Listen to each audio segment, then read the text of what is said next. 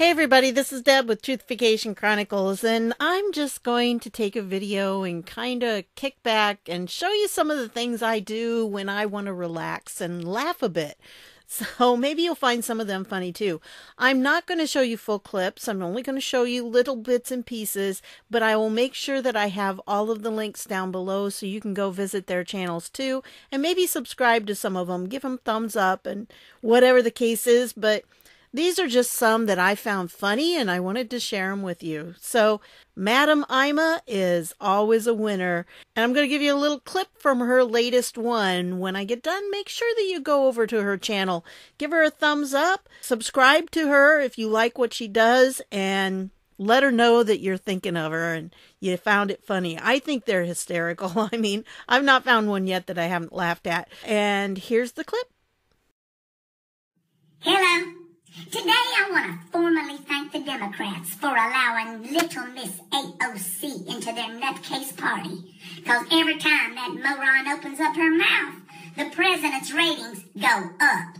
And you know who I'm talking about. Yeah, you do. That New Deal gone wrong Socialist Child, otherwise known as almost occasionally coherent.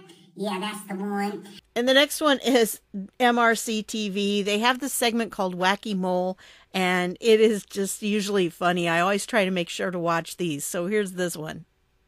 Some other facts CNN likes to get wrong. Well, pretty much all of them, especially if it would interfere with Jim Acosta's tantrum time. Well, first of all, Christiane, I think we have to point out the obvious, which is the president steered clear largely during this news conference of the White House press corps and was instead selecting journalists at random from the other side of the room where there were foreign journalists seated. He didn't even know who he was calling on. At times he was calling on reporters from Russian state media, Chinese state media, Sean Hannity from Fox.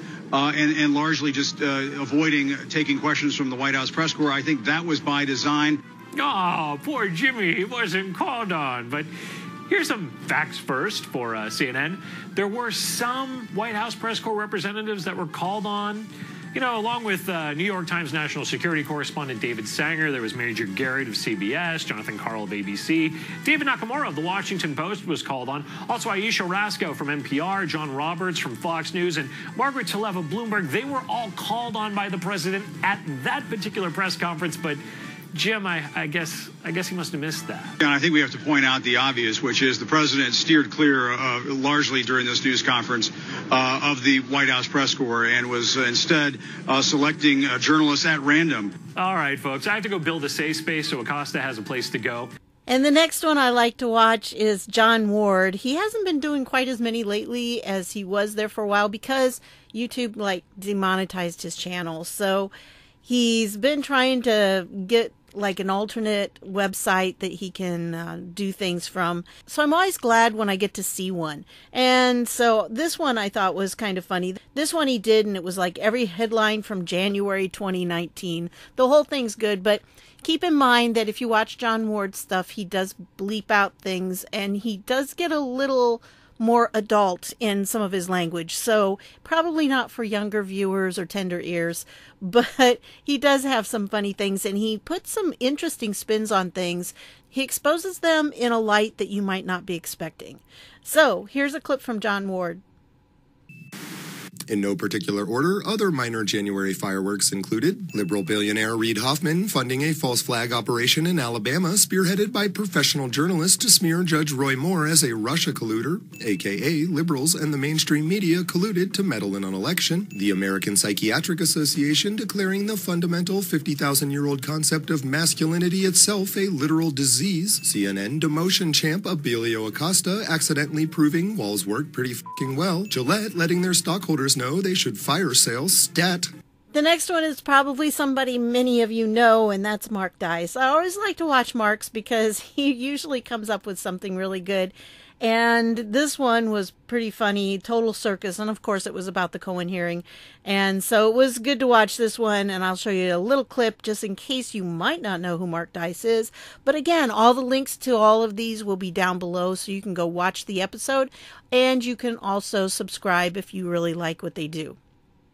Oh, it gets even better because in his opening statement, he said that he was in President Trump's office when he received a phone call from Roger Stone on speakerphone, who said that he just got off the phone with Julian Assange from WikiLeaks, and they were getting ready to dump the emails. Except as WikiLeaks reminded the world with this tweet that they had already publicly announced its pending publications and have always denied speaking to Roger Stone. Somebody in the thread then asked, does, quote, speaking include email, chat, IRC, and any other channels other than voice? And WikiLeaks answered yes, so they had no communication with Roger Stone in any way, shape, or form.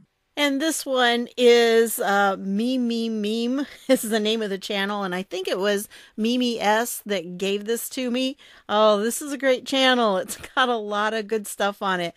And this one is Anderson Cooper interviews Alexandria Ocasio-Cortez. It's pretty good.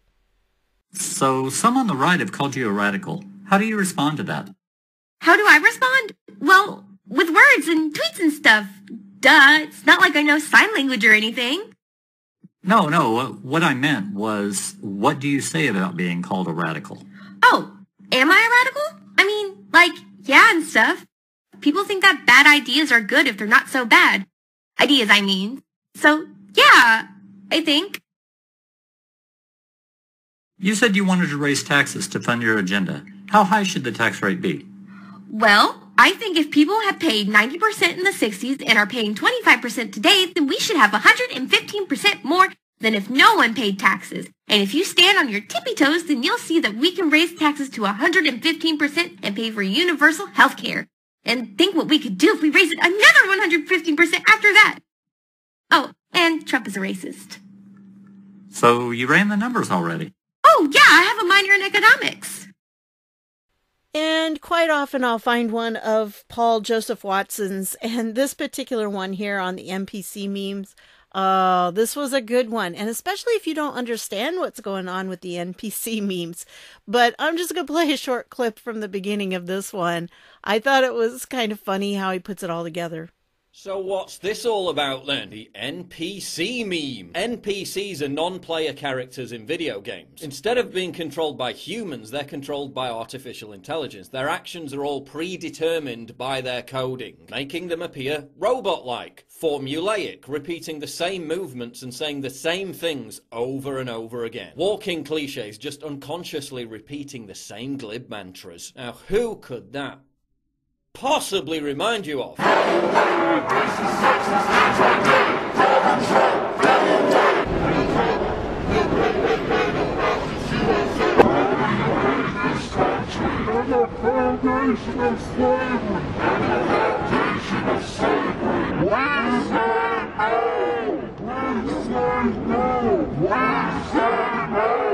Believe all women. Believe in something even if it means sacrificing everything. Refugees welcome. But the left has struck back. They say the NPC meme is dehumanizing. Oh my god, so dehumanizing. NPC meme is dehumanizing. We are all unique and special. Okay, anyway, I know there's just so many of them, and I really would have liked to have played more, but I don't want to infringe on their copyright, and on their work that they've created. So I want to encourage you to go and check them out for yourself, and when you give them views, that helps out a lot. So this one, this was one that Major Blitz recommended to me in the comments, I think yesterday maybe. This channel is funny, okay? At least the ones I've seen so far. And this video right here, oh, I laughed all the way through it. It's too funny. So let me give you a small little clip of what it is. And then if you like it, you can go and watch the rest of it. Let me just put this in, and then you can see what it's like, okay? All right, I brought you here because we need something new to investigate Donald Trump. Can we investigate the Russia thing again? Damn it, Nancy, we've already done that. Oh, sorry. Why don't we investigate Donald Trump being a racist? We've already done that. It didn't work. I know he's a racist. Are these guys taking my picture?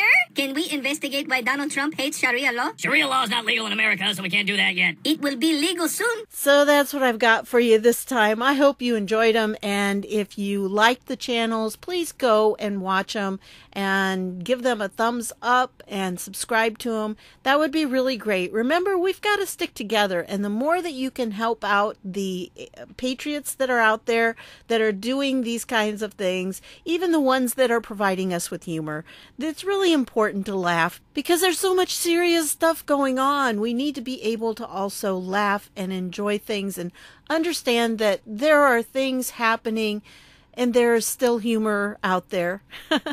And so remember that. Have a smile today, a little bit of a giggle, and maybe enjoy yourself with some of these videos.